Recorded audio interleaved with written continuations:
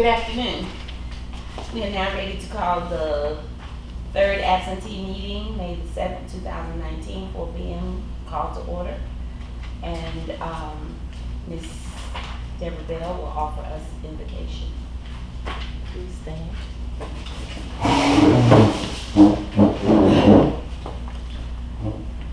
Dear Heavenly Father, be with us as we try to do your business and see out the needs of the county and citizens of this county.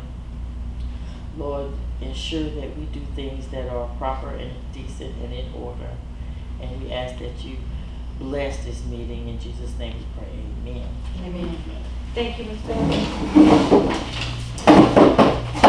We will give you the opportunity to look over the agenda, and after which I would like to entertain a motion to approve.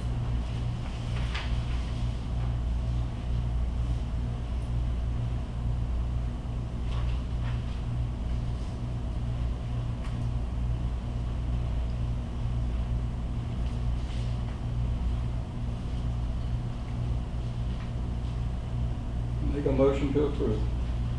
I second the motion. It's been moved and properly second that we approve the agenda. Question? All in favor, let it be known by saying aye. Aye. Opposed, the same sign. Hearing none, the agenda stands approved. We are glad today to have with us from the State Board of Elections, Ms. Caitlin Love and Josh. What's your last name, D? I'm sorry. Josh. Is it Joshua or Josh? Since I was about 7, it's Josh. And Josh Lawson. And they are going to do some board training for us first thing, and then we will continue with our meeting afterwards. We want to get them in here and get us kind of situated in the direction that we might need to be going, and we figured we needed to do this before we keep meeting and meeting and meeting. So we're going to now turn this over to them, and they can tell us what direction they would like us to go. Are you all wanting to sit back here, or do you want to be We closer? can see fine if you don't mind. Okay. It's fine if you All need right. us close to you, we'll. No, we're happy to The talk. only thing is we don't have the Clicker. clicker for the. We'll have to stand over here. but we How can- is the volume? There's no volume. There's no volume? Yeah. Okay, so it's just slides. Yes, that's right. Okay. Y'all can see that? Yeah. All right. Better than You got the first bid, so I can work the slides. All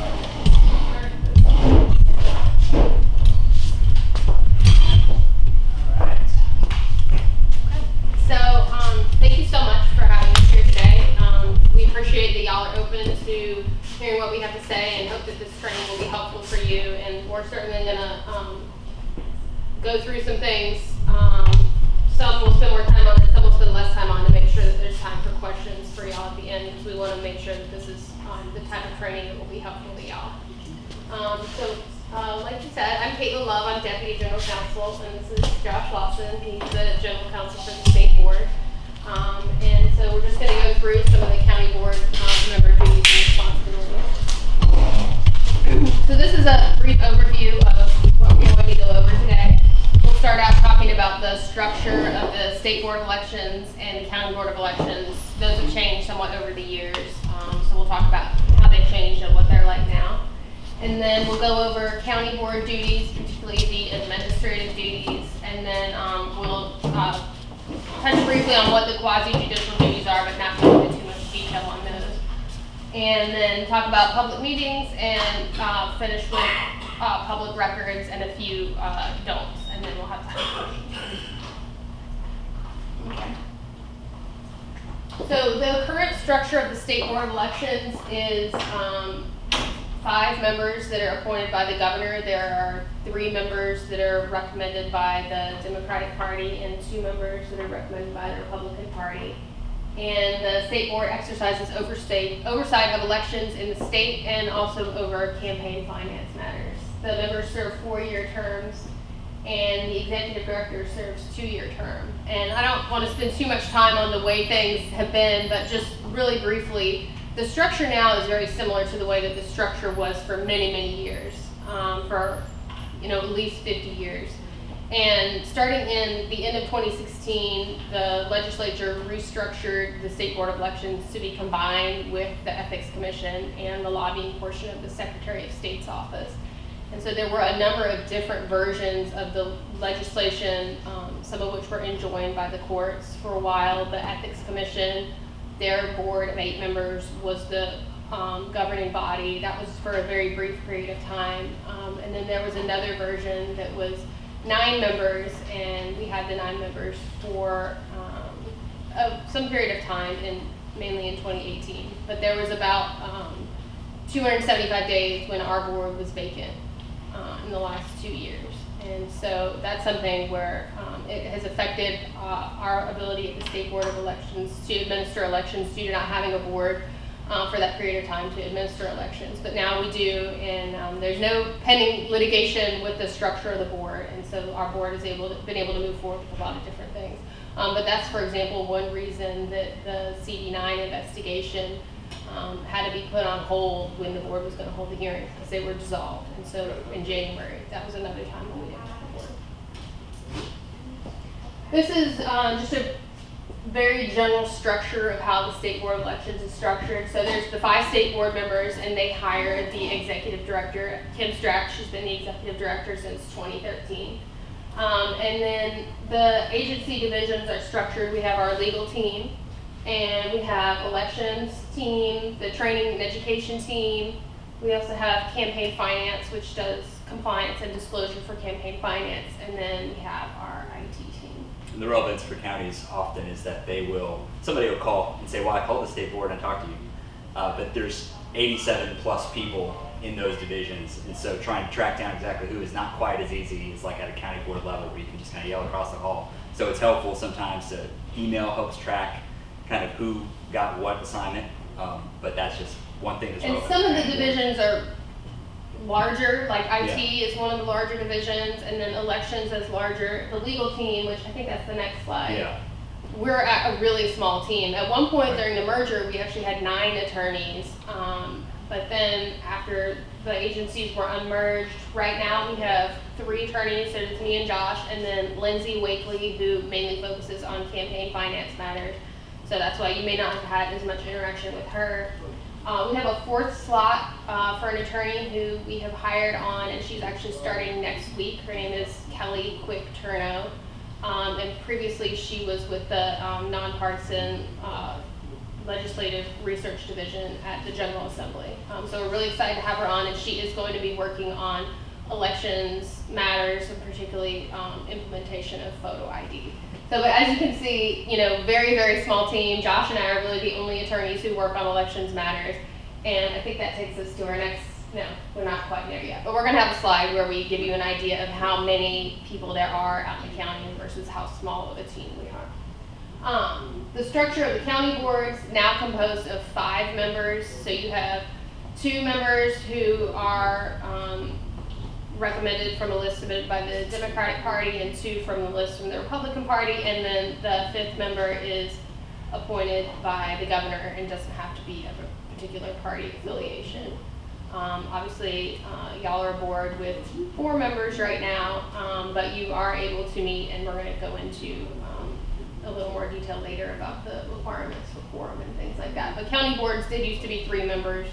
And then when the agencies were merged, they were 4 members for a while. And so I think that was the reason that the legislature went with 5 members, is they wanted to make sure that if the 4 members were going to keep serving, that somebody didn't have to get kicked off of the board. And so that's why it's 5 members now, which can create some challenges. So the officer positions that the county boards select it's just the chair, and it's not somebody y'all select, but the governor selects the chair, and then y'all select who's going to be the secretary. There's no particular partisan requirement for the secretary to be Republican or Democrat. The position of vice chair, we get this question a lot because it was a requirement under the prior law. That was eliminated when the agency went back to the structure that it is now, but some counties chose a vice chair, wanted to keep that. The vice chair never had any statutory duties, so it's not a problem if that's something that the county board has selected, but it isn't a statutory requirement, and that person doesn't have any additional responsibilities. Question before you go on. In the case that the chair may not be able to be at a meeting or emergencies or whatever, so who steps up then? So the board, the board would then, if you have quorum, which would be 3 members, they could select a chair pro tem who could serve as the chair for that meeting. So that would be the first order of business, is they would select somebody. But that, Yeah, just for that meeting though. exactly. Yeah, just for Yeah, that and that meeting. person wouldn't be able to call a meeting on their own. You know, you would still be subject to the same requirement that you have 2 members who call a meeting if the chair, you know, isn't available to call a meeting. And my question is the law still in effect that it alternates from year to year between Democrat and Republican? No, that That's went not away. okay. Right. Yeah. It's just whoever the governor selects. Yeah. So she will be our chair for the length of our term. For 2 years, correct. Hallelujah. Unless you resign, in which case the governor would select a new person. Yeah. That's not bad. Right. The state board has general supervisory authority over elections in North Carolina, like I said, and the state board appoints the 4 county board members and can remove any of the county board members, including the chair, for violation of their duties or other violation of the elections chapter. And any voter in your county can file a complaint against one of the county board members if they think that they've done either not followed one of their duties or they've done something else to violate the chapter or they don't meet the qualifications to be a county board member. And the state hears those complaints. We have a process that's laid out in the North Carolina Administrative Code for the state board to hear complaints that come from any registered voter in the county. And that it is something that has happened before.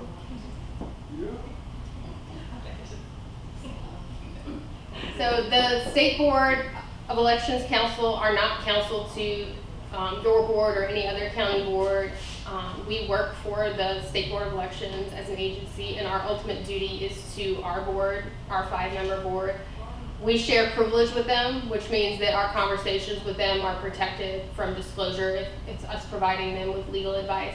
Whereas when we get questions from a county board or from a county director, those conversations aren't going to be protected by privilege. And so if it's something in an email, for example, it would be a public record that could be disclosed. So your county attorney is the person who can provide you with specific legal advice in the event that you have questions or it's something that relates to litigation or something that you know, we just aren't able to advise on. So you'll want to consult with your county attorney, and also they are able to help you keep up with local acts. So local acts are laws that only relate to a small number of counties or a certain locality. They're not published in the general statutes, and so it's something that the county attorney, or in some cases the municipality attorney, is the person who will be able to keep you apprised of those, because there are so many of them. There are over 500 municipalities in North Carolina, and so it's not something that our small staff is able to keep track of. And there's also been issues in the past if the attorneys at the state board are providing legal advice to the counties on a particular proceeding. Those proceedings very frequently get appealed to the State Board of Elections, and so there are problems if our attorneys are giving advice on the lower level and then we also are giving advice on the upper level. It creates some due process concerns for the people who are having their proceedings heard, because essentially they were not given 2 fair opportunities if the council was the same at both levels. But will our county attorney have the capability of contacting you if need be? Definitely. Certainly, yeah, and we always, you know, if they have questions, we always encourage them to talk to us and come to us with questions. And I don't want this to be, don't ask us questions, because that's not the case. And we do, you know, respond to tons of questions that come in from the counties, but we are limited both because of our size and because of who our client is and the ability to give really tailored legal advice to the counties. But we still want to make sure that everybody's following the uniform policies and procedures, and we work really closely with Kim Strack, the executive director, on other issues that aren't just legal matters, ensuring that we have policies for the state, helping draft numbered memos and things like that. So it is something that we still very much value and are part of ensuring uniformity among our counties, because it is important that everybody is doing things the same way. So voters in one part of the state are treated the same as voters in another part of the state. This is different sources of legal authority that the state board and the county board are required to follow. At the top you have the U.S. Constitution, and then U.S. law, so that would be things like the National in the National Voter Registration Act, HAVA, Help America Vote Act. Oh, that's interesting. I'd be exceeding. So there's some discrete federal laws, the Voting Rights Act that you may have heard about. And then we have the North Carolina Constitution, which lays out some of the requirements. And then underneath that is North Carolina law, so that would be the general statutes. That's a lot of the law book that you have is chapter 163 or chapter 163A. Those are the general statutes, and then also the local acts that I mentioned. And then there are also rules. Those are adopted by the State Board of Elections, and they are published in the North Carolina Administrative Code. And there's a very rigorous process that we go through to do rulemaking in North Carolina that starts with the agency publishes the proposed text of the rules, and then they do a public hearing, and then the State Board of Elections comes back and reviews the text again and sees if they want to make any changes based on public comment. Then the Rules Review Commission, which is a different agency that's been set up by the legislature, reviews the rules to make sure that they comply with various legal requirements. And so the rules have the same force as like the general statutes that are in effect, and they're required to be followed. And I mentioned earlier that, for example, the complaint process against county board members is in the rules, and you'll find it after the general statutes in the law book. And then there's also policy and numbered memos. So numbered memos are the way that the executive director issues formal guidance to the county board of elections, and those have been issued for many decades. We've looked back and seen that that's always been the way that formal policy has been issued, and so that's something that we'll send out to the director's email list, and then the directors will disseminate that to their board members. And we always like to mention that that is an expectation every single time that the director will send those numbered memos to all of their board members as soon as they go out, because those are always really important information that's in the numbered memos. This is that slide. Oh yeah, this is that slide. I think last time I did this, I thought, oh, it's out of order. So this was the 400 board members that we had when we created this slide last year. And then the next slide is, the top is another 100 board members that got added, because now we have 5 members in every 100 counties, and then 100 directors underneath that. So you can see, here's a legal team. That's how many people that we're dealing with on a day-to-day basis. And so if you write in a question or something and we don't get right back to you, don't think that it was because we didn't think it was important. Please follow up with us if you feel like you've waited too long and you haven't gotten an answer, because we do want to be responsive. But we are handling a lot of other things on our docket. And what we're talking to you today about is just a very small portion of what we work on. We work with the Attorney General's office on a very large litigation docket. We advise our board. As you may have heard, we had a very long board meeting yesterday, and there's a lot of prep that goes into that. We're handling a lot of other things like election security on a statewide level. And so, we don't want you to think that y'all aren't important, because you are. Very.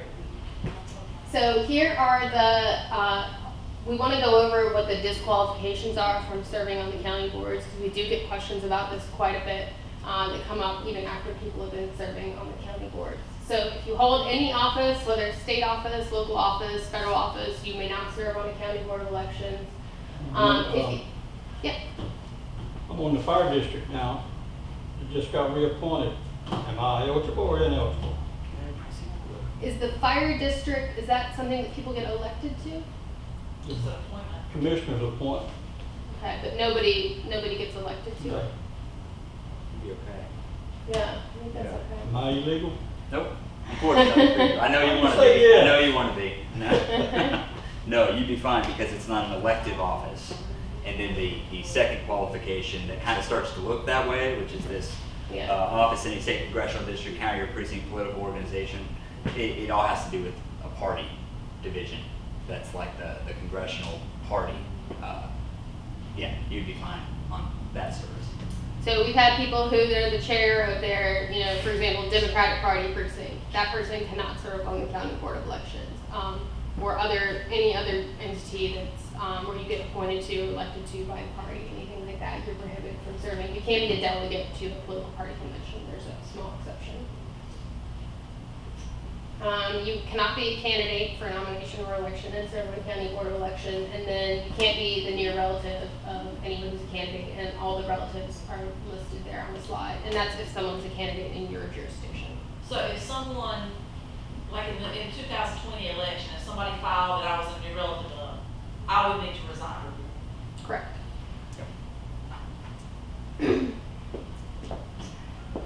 So there are some restrictions on speech of not only county board members, but also county board employees, state board employees, and state board members. So it applies to all of us. And the restriction is on making written or oral statements intended for general distribution or dissemination to the public at large, and that's supporting or opposing a candidate or supporting or opposing the passage of a clearly identified referendum. And also prohibited are soliciting contributions for candidates, political committees, or referendum committees. So it's asking other people to donate money to any of those entities. And this is something that we get complaints about fairly frequently, and county board members have been removed for violating the prohibitions on this. The way that I think it most typically comes up is related to people who are posting on social media. People in the public will follow you on social media, and if you don't have your account locked down, if there are members of the public who are following you, it's very easy to run into trouble if you're posting statements that are about, particularly about candidates. And I think the next slide goes into those. So this is what's not prohibited are individual expressions of opinion, support, or opposition not intended for general public distribution. Serving on a delegate at political party convention said that. Making individual political contributions or advising other government entities on technical elections matters. And then, so you should all have received a copy of the social media that the former chair of the state board, Josh Howard, issued in 2014. This was in response to a federal Fourth Circuit Court of Appeals case that said that a like on Facebook is akin to displaying a yard sign in your front yard supporting a political candidate. Can or cannot? Cannot. Cannot. So if you are liking a candidate's advertisement or post on Facebook, that would be a violation of the social media policy.